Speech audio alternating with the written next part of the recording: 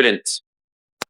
So, what we're going to do now is I'm going to invite up Ewan and Lydia, and I've got some fascinating questions for them, and we're looking forward to some incisive answers. That's good. So, thank you very much for being willing to do this. So, we've just spent a bit of time singing. Thank you for helping us with that. And this will be very familiar to all of us to sing in public worship. If we've been in church for years, then this is just very normal.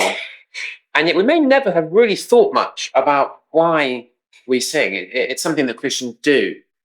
Ewan, can you help us to think a bit more reflectively about why do we do that? Yeah, so I suppose the simple answer is just the Bible tells us we should. But I can expand on that. Do expand a bit. So even as you open this evening, Psalm 95, the Psalms are a good place to turn to look at why we sing and examples of how we might sing. But come let us sing for joy to the Lord. And Psalm 96, sing to the Lord a new song, sing to the Lord all the earth.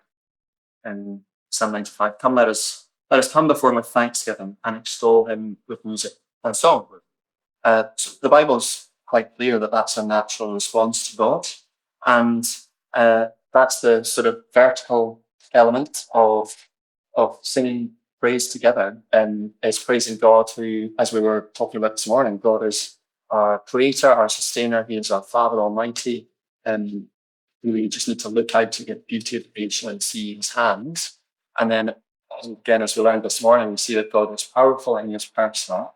And that is why we sing praise to him. So part of it's about bringing glory to him, bringing honor to him as we naturally respond to who he is and what he's done. But there's more to it than just that. It's not just the vertical aspect, as well as vertical, there's also horizontal and outward. And so horizontal, if we turn to Colossians 3:16,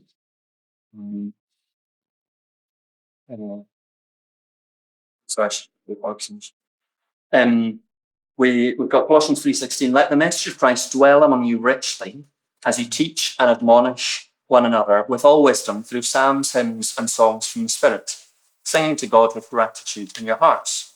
And so we're called here in our singing to teach and admonish. As we sing, we encourage one another, we speak truth to one another. And notice even the way we set up this evening, the way we set up on a Sunday, although Pete's a bit obsessive about how the chairs are laid out on a Sunday morning, don't do that wrong. Or doing it, just correct it anyway. But the part of the purpose of that arc is so that we can see one another. So whilst it might be sometimes we close our eyes as we're singing, and actually if you only have your eyes closed as we sing, you're missing some of that aspect of singing together. That is the joy of seeing each other sing or encouraging one another as we sing. And then, as I said, the third part is the outward aspect of it. And reflect back to Psalm 96 again. And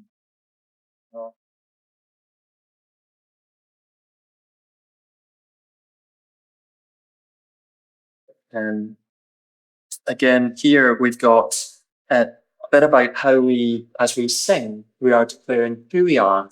So it says, sing to the Lord a new song, sing to the Lord all the earth. And this is about sing to the Lord, praise his name, proclaim his salvation day after day. As we sing, we're singing truths not just to each other, but singing truths to anyone else who may not know those truths. And so partly we are singing as a means of witnessing to others, both in what we say, but also then in what we do and how we do that. So as we sing, we're standing up, identifying as Christians and for the world to see.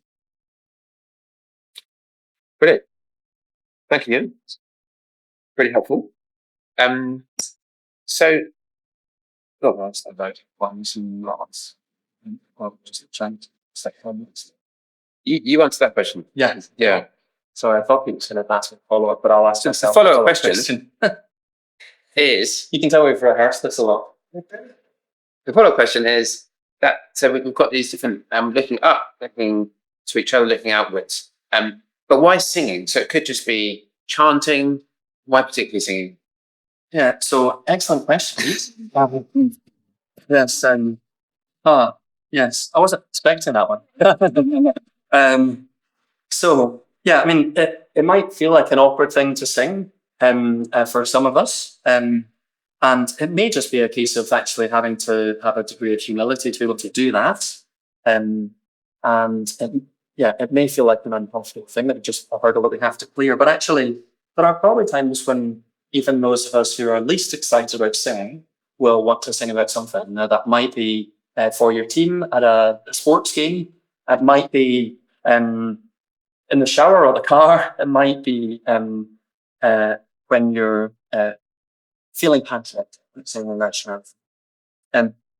Because that's partly what we sing about, what we love, what we feel strongly about. I imagine that most people singing God Save the King at an international sports match are not feeling particularly excited about the melody. It's a pretty bland song. What they're excited about is that national identity of singing together. And that's, even more so the case when we're singing in church. The other thing is, like, music, something about that singing together in that setting. Music moves us, and it should be the same in church. Part of the reason it's music is because music is emotive, and what we're singing about is emotional and should speak to the heart. If you don't mind me jumping about again to Ephesians chapter 5, talks about us,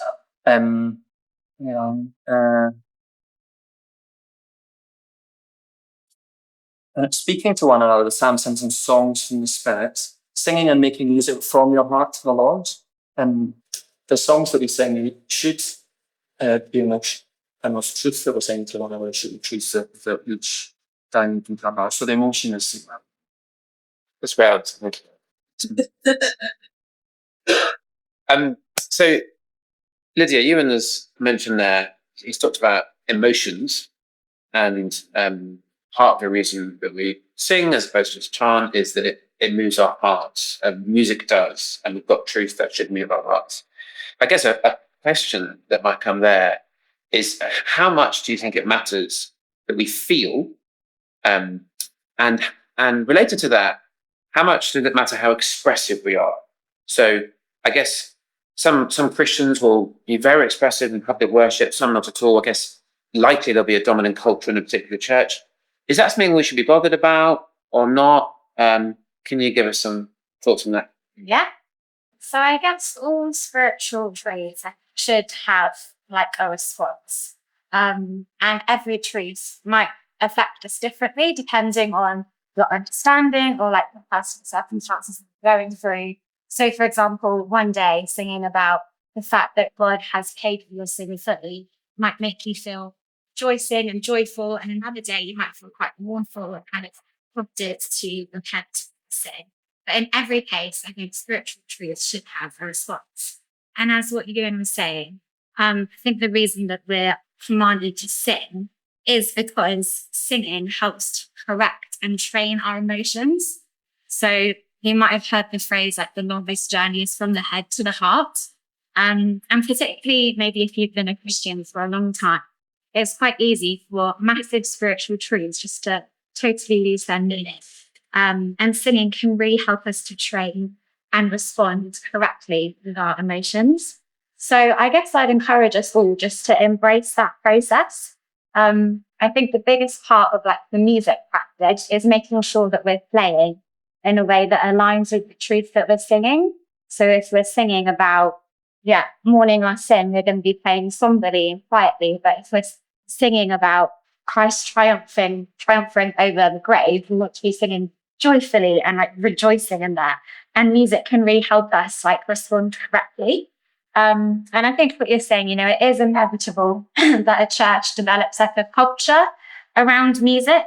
And there are some churches where, people are very expressive, and maybe the danger of that is that it might become insincere, but I don't think that's really a concern for us at Trinity. I think our danger is probably that they're maybe not as expressive as we ought to be. And obviously what matters is the heart, but in the Psalms again, so Psalm 63, verse 4 and 141, verse 2, they speak about physical response, about lifting your hands to the Lord in praise. So it might just be worth thinking about, why would I not be willing to do that? And perhaps I could be more encouraging to my brothers and sisters if I was being more expressive. Obviously, we all have naturally different temperaments, ranges and depths of emotion, and how we express emotion that's different for each of us. And that's, the good thing. It's what makes us the church and body. But it might be kind of worth thinking and reflecting about what your natural temperament is. So some of us might be amazing thinkers, but that's to the detriment of our emotions. And some of us might be brilliant feelers to the detriment of our understanding. So perhaps you're prone to not really emotionally engaging with gospel praise. And I think as we're singing, it would be brilliant if you could ask God to help you to let the truths of what we're singing really sink deep into your heart. Or maybe you're prone the other way and you're prone to really feel it and your mood just dictates how you engage with truth. And then I think it would be good as you're singing to ask God to help you to let the truths of what you're singing be what shapes your emotion. That's really helpful. Thank you very much. Ewan, it may be interesting just to hear a bit about how we choose the songs of Trinity. I guess song choices, most people have different opinions about the kind of songs we should sing. How does it work with Trinity? How do we choose the songs? Yeah, thanks. Well, I think it's maybe helpful to think about it in 2 different ways. There's this sort of slightly more theological thought process go behind that, and then some of the more practical and musical aspects that go alongside that. So starting with the theological, the first point, which might not sound like it's very theological, is that Pete and I put the songs together, which might sound like a practical thing, but actually, as we've talked a lot about what it means to sing and the importance of singing and how we sing what we're singing, we're picking songs particularly as part of the way that we, as elders, can be caring for the spiritual health of the church, making sure that we're singing songs that are biblically helpful for us to be singing. And that's the next point, is that we're trying to pick songs that have solid biblical truths within them, and that don't have bits that are less helpful within them. So sometimes there can be songs that have some solid biblical truth, but some bits that are harder to understand, and you're trying to pick songs that are that have biblical truths. And we also then are picking songs in terms of kind of week by week and Sunday by Sunday, what those songs look like through the flow of the gathering. So we have a structure, you may not realise this, but we have a kind of structure to a Sunday morning, which follows the structure of the gospel as we might share it with others. So God, Christ, God, plan, Christ, response. So we tend to have an opening song that is focused on the character of God, and often tied in with a psalm or a similar call to worship, and focusing primarily on God's character. And then those middle songs, we tend to think more about our sin, our need for a saviour, and along with then Jesus' death and resurrection and salvation. And then tend to have a song at the end we close with that's more of the response to what we've been learning about. And that's the other thing, is we try to tie those songs into the theme of that passage that's being preached that morning. So we set Bibles open with the song list, with the sermon series together to try and plan that term. And you might notice that we don't always get that quite right. We don't always necessarily, there are some songs that have all of those subjects in them, but that's the general principle that we're following.